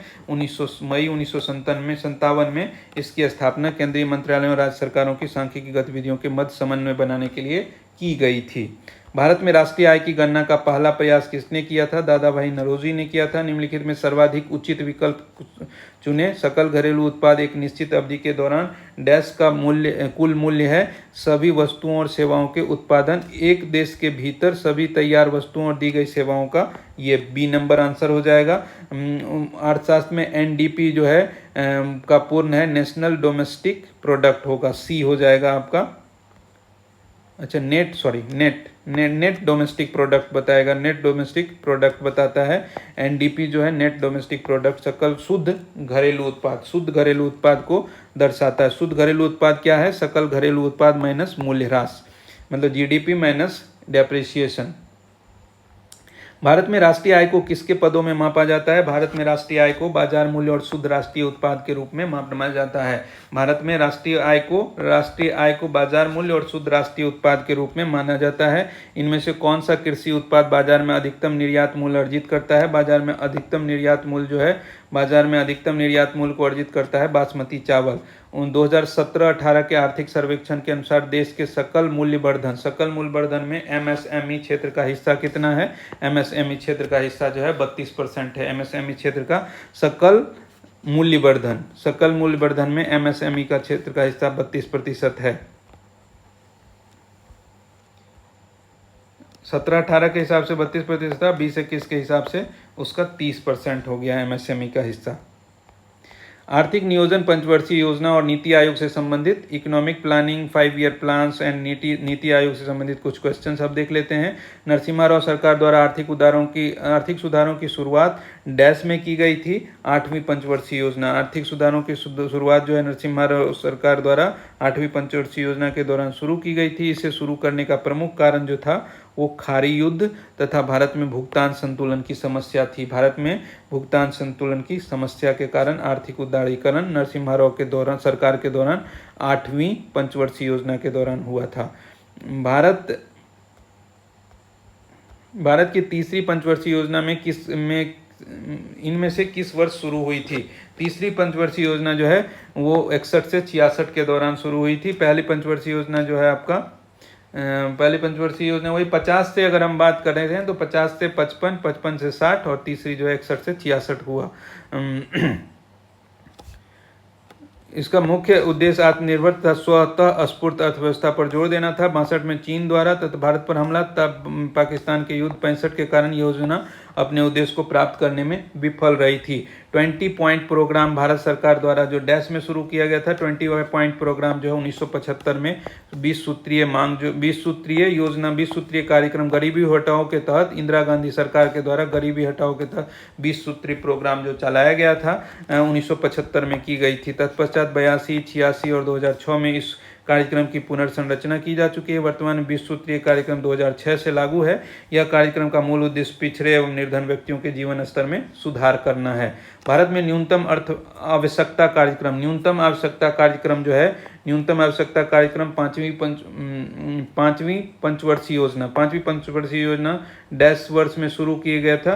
पांचवी पंचवर्षीय योजना के पहले ही वर्ष से शुरू किया गया था। न्यूनतम आवश्यकता कार्यक्रम 1974 पांचवी पंचवर्षीय योजना के पहले वर्ष से ही शुरू किया गया था। भारत में पहली पंचवर्षीय योजना ने 2.1% की लक्षित वृद्धि दर के मुकाबले 3.6% की वृद्धि दर हासिल की थी। भारत सरकार द्वारा ग्रामीण अवसंरचना के उन्नयन हेतु भारत निर्माण किस पंचवर्षीय योजना के तहत शुरू किया गया था? भारत निर्माण जो है वो आपको 10वीं पंचवर्षीय योजना के तहत शुरू किया गया था। भारत सरकार द्वारा ग्रामीण अवसंरचना के उन्नयन हेतु भारत निर्माण जो है वो किस पंचवर्षीय योजना के तहत शुरू किया गया था? 10वीं पंचवर्षीय योजना के तहत शुरू किया गया था। किस पंचवर्षीय योजना में बुनियादी एवं भारी उद्योगों की स्थापना पर जोर दिया गया ताकि तीव्र औद्योगिकरण, आत्मनिर्भरता और प्रौद्योगिकी विकास के लिए एक ठोस आधार स्थापित किया जा सके? दूसरी पंचवर्षीय योजना के दौरान जो भारी उद्योगों की स्थापना पर जोर दिया गया था। दूसरी पंचवर्षीय योजना के दौरान भारी औद्योगिकीकरण, आत्मनिर्भरता और प्रौद्योगिकी विकास पर जोर दिया गया था। दूसरी पंचवर्षीय योजना। इनमें से किस वर्ष के दौरान प्रधानमंत्री की अध्यक्षता में योजना आयोग की स्थापना हुई थी? योजना आयोग की स्थापना जो है 1950 ईस्वी में हुई थी। मतलब 1 जनवरी 2015 से योजना आयोग के स्थान पर नीति आयोग की कार्य कर रही है। भारत की तीसरी पंचवर्षीय योजना डैश के नेतृत्व में शुरू की गई थी। तीसरी पंचवर्षीय योजना जवाहरलाल नेहरू के नेतृत्व में ही 61 में शुरू की गई थी। 61 से 66 का था। निम्नलिखित में से किसे भारतीय योजना के वास्तुकार के रूप में जाना जाता है? भारतीय योजना के वास्तुकार के रूप में पीसी महालनोबिस, प्रशांत चंद्र महालनोबिस को मतलब भारतीय योजना के वास्तुकार के रूप में जाना जाता है। उन्होंने भारतीय सांख्यिकी संस्थान की स्थापना की। 1938 में कांग्रेस अध्यक्ष सुभाष चंद्र बोस ने एक राष्ट्रीय योजना समिति का गठन किया था। इसके अध्यक्ष कौन थे? इसके अध्यक्ष जो थे वो जवाहरलाल नेहरू थे।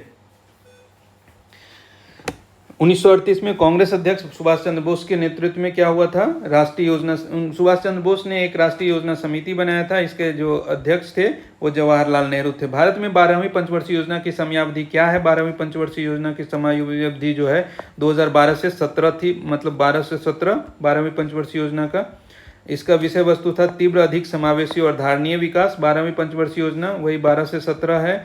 द्वितीय पंचवर्षीय योजना में औद्योगिक विकास को उच्च प्राथमिकता दी गई, जिसका लक्ष्य कई भारी उद्योग जैसे कि इस्पात संयंत्र, पूंजीगत माल उद्योग आदि की स्थापना करना। जिसके लिए प्रत्यक्ष सरकारी भागीदारी और राज्य की भागीदारी आवश्यक है और इसलिए डैश लॉन्च किया गया था।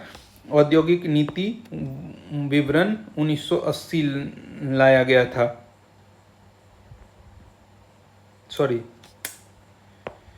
वही तो समझ में नहीं आ रहा था। औद्योगिक नीति संकल्प 1956 लाया गया था। भारत के योजना आयोग के प्रथम उपाध्यक्ष कौन थे? प्रथम उपाध्यक्ष जो है आपका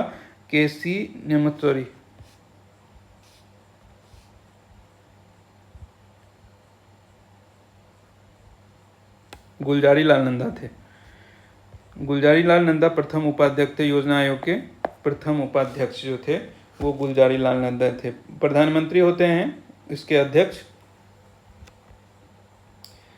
भारत ने पहली 7 पंचवर्षीय योजनाओं में निम्न में से कौन सा व्यापार नीति अपनाया? उसमें आयात प्रतिस्थापन। भारत ने अपनी पहली 7 पंचवर्षीय योजनाओं में आयात प्रतिस्थापन व्यापार नीति अपनाया। भारत के प्रथम पंचवर्षीय योजना 51 से 56 हेराल्ड डोमर मॉडल पर आधारित थी। 12वीं पंचवर्षीय योजना भारत की अंतिम पंचवर्षीय योजना थी। वर्ष 2015 में योजना आयोग को नीति आयोग द्वारा प्रतिस्थापित कर दिया गया। भारत में पंचवर्षीय योजना के संदर्भ में 1966 से 69 डैश की अवधि रही, वो शून्य योजना की अवधि रही। 66 से 69 जो है शून्य योजना की अवधि रही। 3 वार्षिक योजनाओं की अवधि थी। योजना अवकाश के कारण भारत पाक युद्ध, मूल्य वृद्धि तथा संसाधनों की कमी थी। पहली पंचवर्षीय योजना जो है वो कब 51 से 56 हुआ। 51 से 56 पहली पंचवर्षीय योजना, गुलजारी लाल नंदा उपाध्यक्ष थे। प्रथम पंचवर्षीय योजना का आदर्श जो था कृषि का विकास था और इसका उद्देश्य राष्ट्र के विभाजन, द्वितीय विश्व युद्ध के कारण उत्पन्न विभिन्न समस्याओं का समाधान करना था। भारत की पहली पंचवर्षीय योजना की अवधि डैश से कब से कब तक थी? 51 से 56 थी। भारत में गरीबी उन्मूलन किस पंचवर्षीय योजना का प्रमुख उद्देश्य था? छठवीं पंचवर्षीय योजना 80 से 85 तक चली। इस योजना का मुख्य उद्देश्य गरीबी उन्मूलन और रोजगार में वृद्धि था। इस योजना में पहली बार गरीबी उन्मूलन पर विशेष ध्यान दिया गया। योजना में विकास का लक्ष्य जो है 5.2% वार्षिक रखा गया था। इनमें से कौन सा एक प्रसिद्ध भारतीय सांख्यिकीविद थे जो द्वितीय पंचवर्षीय योजना में औद्योगिकीकरण के लिए भारत की रणनीति तैयार करने में सहायक थे? पीसी महालनोबिस जो थे भारतीय सांख्यिकीविद थे। इनका जन्म कोलकाता में हुआ था 1893 ईस्वी में। भारतीय स्वतंत्रता के पश्चात गणित मंत्रालय में यह सांख्यिकी सलाहकार बने। इन्होंने द्वितीय पंचवर्षीय योजना में मसौदे के कारण जाना जाता है। भारत सरकार उनके जन्मदिन को सांख्यिकी दिवस के रूप में मनाती है। द्वितीय पंचवर्षीय योजना किस मॉडल पर आधारित हुई? PC Mahalanobis model. पहला जो था हेराल्ड डोमर मॉडल पे था। निम्न में से कौन सी पंचवर्षीय योजना महालनोबिस मॉडल पर आधारित थी? द्वितीय पंचवर्षीय योजना। प्रथम पंचवर्षीय योजना का मुख्य उद्देश्य क्या था? प्रथम पंचवर्षीय योजना देश में कृषि क्षेत्र का विकास था। प्रथम पंचवर्षीय योजना में। प्रथम पंचवर्षीय योजना के तहत कितने भारतीय प्रौद्योगिकी संस्थान शुरू किए गए थे? प्रथम पंचवर्षीय योजना के तहत पांच जो है प्रौद्योगिकी संस्थान शुरू किए गए थे। भारतीय प्रौद्योगिकी संस्थान IIT की स्थापना प्रमुख तकनीकी संस्थानों के रूप में की गई थी। पश्चिम बंगाल खड़गपुर में पहला स्थापित किया गया। वर्तमान में 23 IIT है। प्रशांत चंद्र महालनोबिस इनमें से किसकी स्थापना? भारतीय सांख्यिकी संस्थान की स्थापना के लिए उन्हें जाना जाता है। भारतीय सरकार द्वारा क्षेत्रीय ग्रामीण बैंकों की अधिनियम किस वर्ष पारित किया गया? क्षेत्रीय ग्रामीण बैंक का अधिनियम जो है 1976 में पारित किया गया था। भारत सरकार द्वारा क्षेत्रीय ग्रामीण बैंक का अधिनियम 1976 में पारित किया गया। इस अधिनियम के तहत 1975 में क्षेत्रीय ग्रामीण बैंकों की स्थापना की गई। क्षेत्रीय ग्रामीण बैंक वित्तीय संस्थान है जो कृषि अन्य ग्रामीण क्षेत्रों के लिए पर्याप्त ऋण सुनिश्चित करता है। यह ग्रामीण समस्याओं से परिचित होने के साथ साथ सरकारी विशेषताओं और वाणिज्यिक बैंकों के व्यवसाय एवं वित्तीय संसाधनों को जुटाने की क्षमता का विस्तार करते हैं। तीसरी पंचवर्षीय योजना के समय भारत के प्रधानमंत्री कौन थे? जवाहरलाल नेहरू ही थे। 61 से 66 तक तीसरी पंचवर्षीय योजना थी। इनमें से किस पंचवर्षीय योजना में गरीबी हटाना जो है आत्मनिर्भरता प्राप्त करना प्रमुख उद्देश्य था?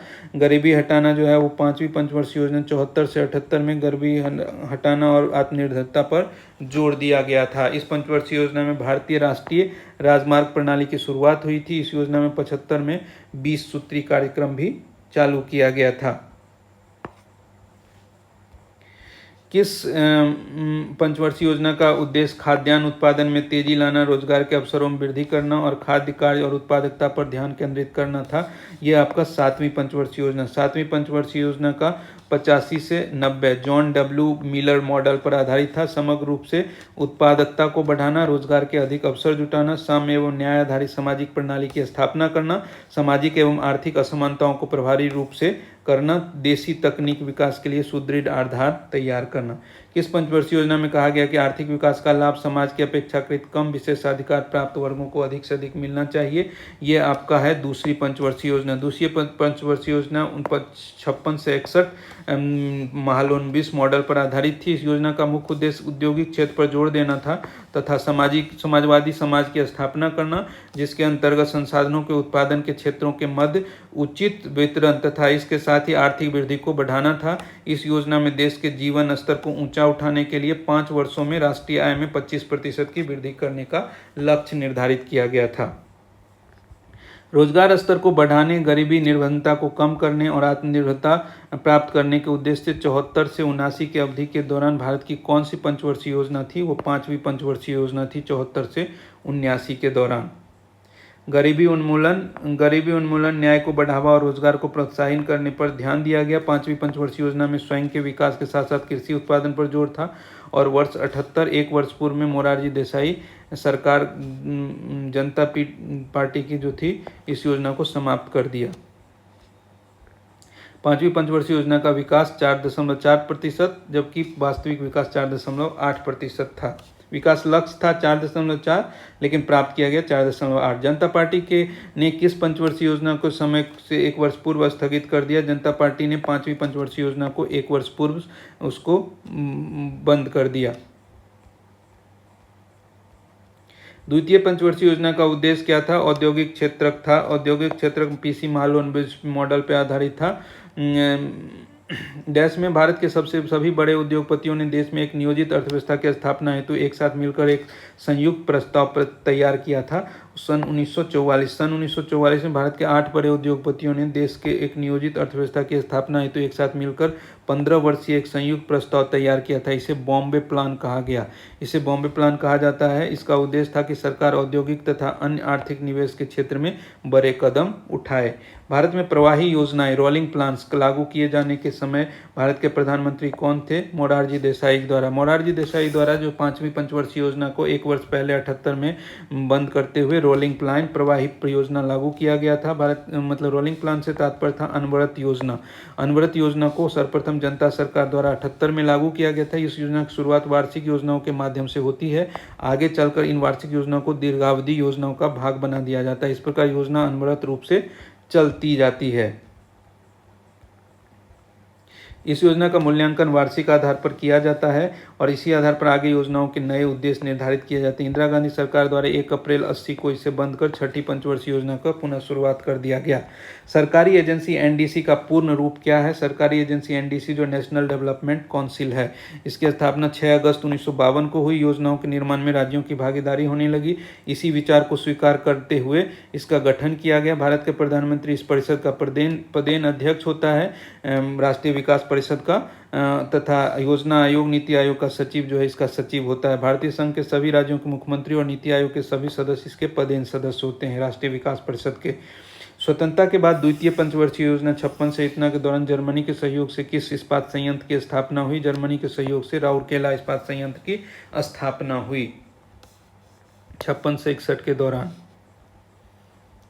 स्वतंत्रता के बाद दूसरी पंचवर्षीय योजना के दौरान जर्मनी के सहयोग से किस राउरकेला इस्पात संयंत्र की स्थापना हुई? भिलाई स्टील प्लांट जो है सोवियत संघ रूस के सहयोग से प्रथम पंचवर्षीय योजना में शुरुआत की गई थी। Bokaro steel plant United kingdom के सहयोग से और तृतीय पंचवर्षीय योजना में शुरुआत की गई थी। भारत में पंचवर्षीय योजना की अंतिम मंजूरी डैश के द्वारा प्रदान की जाती है। अंतिम मंजूरी जो है वित्त मंत्रालय के द्वारा अंतिम मंजूरी राष्ट्रीय विकास परिषद के द्वारा। पंचवर्षीय योजनाओं की अंतिम मंजूरी जो है राष्ट्रीय विकास परिषद। भारत में पंचवर्षीय योजनाओं को अंतिम रूप से मंजूरी राष्ट्रीय विकास परिषद द्वारा प्रदान की जाती है।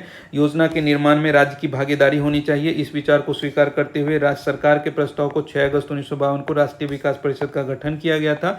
राष्ट्रीय विकास परिषद एक कार्यकारी निकाय है। पहली बार किस योजना के तहत निजी क्षेत्र को सार्वजनिक क्षेत्र पर वरीयता दी गई थी? पहली बार जो है 7वीं पंचवर्षीय योजना के तहत पहली बार योजना परिव्यय की दृष्टि से निजी क्षेत्र को सार्वजनिक क्षेत्र पर वरीयता दी गई थी। इस योजना की अवधि जो है 85 से 90 थी। इस योजना के उद्देश्य में आत्मनिर्भर अर्थव्यवस्था और रोजगार के पर्याप्त अवसर पैदा करना था। भोजन, काम और उत्पादन का नारा इसी योजना में दिया गया था। भोजन, काम और नारा जो है उत्पादन का नारा जो है इसी योजना में दिया गया था। कौन से? 7वीं पंचवर्षीय योजना में। परंतु इस योजना में विकास दर 5% हासिल करना था, परंतु विकास दर जो है 6% हासिल हुआ। भारत में पंचवर्षीय योजना जवाहरलाल नेहरू के समय में शुरू हुई थी। पहली जो पंचवर्षीय योजना 51 में आरंभ हुई। औद्योगिक नीति प्रस्ताव 1956 जिसके आधार पर द्वितीय पंचवर्षीय योजना का सृजन किया गया था, में उद्योगों की कितनी श्रेणियों में वर्गीकृत किया गया था? उद्योगों को 3 श्रेणियों में वर्गीकृत किया गया था। 56 में economic constitution of India, the Bible of the state capitalism के रूप में जाना जाता है। इसमें 3 श्रेणियों में बांटा गया था, अनुसूची वर्गीकृत किया गया था। अनुसूची ए में 17 ऐसे उद्योग को रखा गया जिनकी स्थापना सार्वजनिक क्षेत्र के उद्यम के रूप में की गई। 17 उद्योग ऐसे थे। अनुसूची ए 3 सेक्टर में बांटा गया, अनुसूची ए, अनुसूची बी और अनुसूची सी। तो अनुसूची ए में 17 ऐसे सेक्टर को रखा गया जिसमें सार्वजनिक क्षेत्र के उद्यम के रूप में किया जाता है, जिस पर केंद्र सरकार का पूर्ण नियंत्रण था। अनुसूची बी में 12 ऐसे उद्योग को रखा गया जिसकी स्थापना निजी तथा सार्वजनिक दोनों क्षेत्रों के रूप में की जा सकती थी। और अनुसूची सी में अनुसूची ए और बी दोनों उद्योगों के अतिरिक्त अन्य सभी उद्योगों को निजी क्षेत्र के लिए छोड़ दिया गया। मतलब ए और बी में जो शामिल है उसके अलावा जो भी है वो अनुसूची सी में होगा और वो निजी क्षेत्र के लिए छोड़ दिया गया था। कौन सी पंचवर्षीय योजना पीसी महालनोबिस मॉडल पर थी? द्वितीय पंचवर्षीय योजना जो थे पीसी महालनोबिस पर था, उसमें उद्योग को ज़्यादा तवज्जो दिया गया था। द्वितीय पंचवर्षीय योजना की रूपरेखा पीसी महालनोबिस द्वारा तैयार की गई थी। प्रथम पंचवर्षीय योजना डैश में भारत सरकार ने देश की अर्थव्यवस्था के गरीबी के चक्र से बाहर निकालने का प्रयास किया था। 51 से 56। प्रथम पंचवर्षीय योजना का मुख्य ध्यान जो था कृषि क्षेत्र था। भारत में सूखा प्रवण क्षेत्र ड्राउट प्रोन एरिया प्रोग्राम किस पंचवर्षीय योजना अवधि के दौरान शुरू किया गया था? भारत में सूखा प्रवण क्षेत्र कार्यक्रम जो है चौथी पंचवर्षीय योजना के तहत शुरू किया गया था। 73-74 में शुरू किया गया था। चौथी पंचवर्षीय योजना जो है 69 से 74 अवधि में चलाई गई थी। यह योजना ग्रामीण विकास मंत्रालय के अधीन था। 11वीं पंचवर्षीय योजना के अनुसार सकल घरेलू उत्पाद की लक्षित वार्षिक आय, ये अभी बहुत रिलेवेंट नहीं है, लेकिन उसके हिसाब से अगर 9% रखे थे। भारत की प्रथम पंचवर्षीय योजना का प्रमुख केंद्र बिंदु क्या था? कृषि था। कृषि पर ध्यान देने के साथ साथ प्राथमिक क्षेत्र का विकास था। प्रथम पंचवर्षीय योजना का लक्ष्य भारत में पीपुल्स प्लान एक आर्थिक योजना जो है वो किसके द्वारा था? एम.एन. रॉय के द्वारा तैयार किया गया था। एम.एन. रॉय ने भारत में पीपुल्स प्लान की योजना 1945 में तैयार की थी। यह योजना मार्क्सवादी समाजवाद पर आधारित था। मानव की मूलभूत आवश्यकताओं को पूरा करने के लिए वकालत करती थी। इसमें कृषि और उद्योग दोनों पर बराबर ध्यान दिया गया था। एम.एन. रॉय के द्वारा पीपुल्स प्लान लाया गया था। भारत के किस पंचवर्षीय योजना के दौरान मिश्रित अर्थव्यवस्था का विकल्प चुना गया था? दूसरी पंचवर्षीय योजना। द्वितीय पंचवर्षीय योजना 56 से 61 के दौरान मिश्रित अर्थव्यवस्था का विकल्प चुना गया। यह योजना पीसी महालनोबिस मॉडल पर आधारित थी। आर्थिक नियोजन को निम्नलिखित में से किस सूची में रखा गया था? आर्थिक नियोजन को जो है वो समवर्ती सूची में रखा गया है। किस योजना के अंतर्गत सरकार ने कृषि नीति आरंभ की जिससे हरित क्रांति का जन्म हुआ? ये आपका तीसरी पंचवर्षीय योजना। तृतीय पंचवर्षीय योजना 61 से 66 में हरित क्रांति का जन्म हुआ है। 66-67 में भारत में हरित क्रांति की शुरुआत हुई थी। हरित क्रांति के जन्मदाता जो है प्रोफेसर नॉर्मन बोरलॉग थे। हरित क्रांति के जन्मदाता नॉर्मन बोरलॉग, लेकिन भारत में हरित क्रांति का जनक जो है एम.एस. स्वामीनाथन को माना जाता है। लेकिन तीसरी पंचवर्षीय योजना के दौरान इसकी शुरुआत हुई। कृषि क्षेत्र जो है उस पर महत्वपूर्ण प्रगति हुई। द्वितीय पंचवर्षीय योजना मतलब जो थी वो 56 से 61 था। भारी उद्योग पे ये ध्यान दिया गया। इसी योजना के तहत राउरकेला, भिलाई और दुर्गापुर में इस्पात संयंत्र की स्थापना हुई। समाज के समाजवादी पैटर्न की स्थापना का आह्वान करने वाली द्वितीय पंचवर्षीय योजना का सामान्य तौर पर डैश कहा जाता है। पीसी महालनोबिस मॉडल कहा जाता है। नेहरू महालनोबिस मॉडल भी कहा जाता है। भारत में आर्थिक उदारीकरण किस साल शुरू हुआ? भारत में आर्थिक उदारीकरण जो है 1991 ईस्वी में शुरू हुआ। उदारीकरण, निजीकरण तथा वैश्वीकरण 1991 में शुरू हुआ। 24 जुलाई 1991 को तत्कालीन वित्त मंत्री मनमोहन सिंह के द्वारा उदारीकरण की घोषणा की गई। इस प्रक्रिया में विश्व के 7 व्यापार शर्तों को उदार बनाया गया, जिससे न केवल अर्थव्यवस्था का विकास सुनिश्चित होता है बल्कि देश का व्यापक विकास एवं बहुमुखी उन्नति होता है।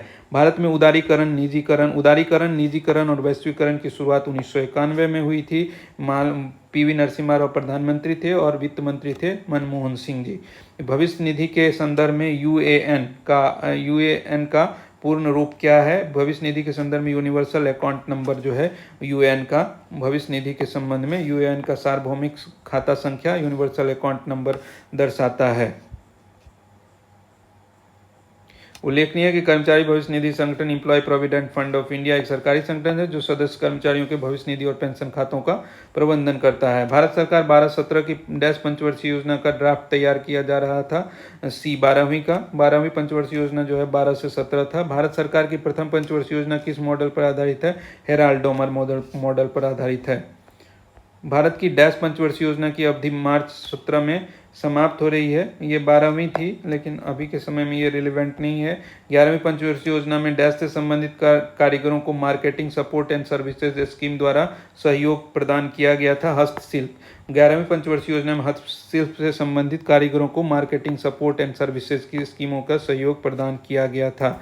इस 11वीं पंचवर्षीय योजना का जो उद्देश्य था वो व्यापक तथा समावेशी विकास था। पहली पंचवर्षीय योजना का मुख्य उद्देश्य भारत में कृषि की स्थिति में सुधार करना था। यह वर्ष डैश में शुरू किया गया था, 51 में शुरू हुआ था। हेराल्ड डोमल मॉडल था। प्रथम पंचवर्षीय योजना 51-56 की योजना का मसौदा तैयार करने में शामिल युवा अर्थशास्त्री कौन था? युवा अर्थशास्त्री के.एन. राज थे। प्रथम पंचवर्षीय योजना का मसौदा युवा अर्थशास्त्री के.एन. राज द्वारा तैयार किया गया था। यह योजना हेराल्ड डोमल मॉडल पर आधारित था। मसौदा तैयार करने वाला कौन था? के.एन. राज। भारत में सार्वजनिक क्षेत्र के उद्यमों में विनिवेश प्रक्रिया किस वर्ष प्रारंभ हुई? 1991 ईस्वी में सार्वजनिक क्षेत्र के उपक्रमों में विनिवेश की प्रक्रिया, जो हिस्सेदारी बेचने की प्रक्रिया जो है उदारीकरण के तहत शुरू हुआ था 1991 ईस्वी में। मनमोहन सिंह के वित्त मंत्री जब थे वो तब। इनमें से किसे भारतीय पंचवर्षीय योजना का वास्तुकार कहा जाता है? वास्तुकार पीसी महालनोबिस को कहा जाता है। पीसी महालनोबिस को भारतीय पंचवर्षीय योजना का वास्तुकार कहा जाता है।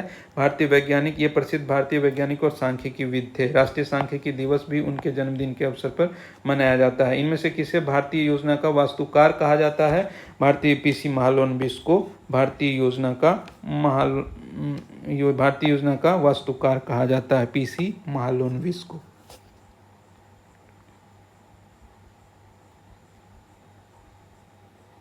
तो इस तरह से देखा जाए तो ये 201 क्वेश्चन हम लोगों ने 201 क्वेश्चन इसके अर्थशास्त्र के कर लिए हैं। अब अगले वीडियो में हम लोग मुद्रा और बैंकिंग से संबंधित क्वेश्चन करेंगे। तो इकोनॉमिक्स का ये पहला वीडियो था। हम लोगों ने लगभग 201 क्वेश्चन लगभग नहीं 201 क्वेश्चन हम लोगों ने कर लिया है। और अगर चैप्टर के हिसाब से अगर बात करें तो मुद्रा और बैंकिंग से पहले तक का हम लोगों ने पूरा कर लिया है। तो अगर हम इसमें देख लेते हैं एक बार, आज कौन कौन सा चैप्टर हम लोगों ने किया है। तो अर्थशास्त्र के सिद्धांत कर लिया, अर्थशास्त्र के प्रकार एवं क्षेत्र कर लिया, राष्ट्रीय आय एवं मापन कर लिया, आर्थिक नियोजन और पंचवर्षीय योजना तथा नीति आयोग कर लिया। ये मुद्रा एवं बैंकिंग आगे हम लोग करेंगे। ठीक है, तो इस तरह से जुड़े रहिए। हम कोशिश करेंगे कि अधिक से अधिक आप लोगों को एग्जामिनेशन के लिए प्रिपेयर कर पाएँ। उसके लिए जो भी बन पड़ेगा मैं कोशिश करूंगा अपने तरफ से। अगर मेरे एंड से कुछ और चाहिए आपको सहयोग, या फिर मैं जो ये वीडियो कर रहा हूँ इसमें कुछ सुधार की आवश्यकता है, तो आप निश्चित रूप से कमेंट करिए। हम कोशिश करेंगे कि उसको और बेहतर बना के आपके सामने प्रस्तुत कर सकें, ताकि आपकी सफलता सुनिश्चित कर पाएँ। और मुझे लगता है कि जैसे आप लोगों की सफलता में अगर मैं थोड़ा भी योगदान कर पा रहा हूँ तो वो मेरे लिए एक बड़ा अचीवमेंट होगा। तो इसी उम्मीद के साथ ऐसे ही लगातार बने रहिए और अपने प्रिपरेशन को जारी रखिए। सफल होना ही एकमात्र लक्ष्य है और उसके लिए हम लगातार प्रयास करते रहेंगे। इसी उद्देश्य के साथ मिलते हैं अगले वीडियो में। बहुत बहुत धन्यवाद।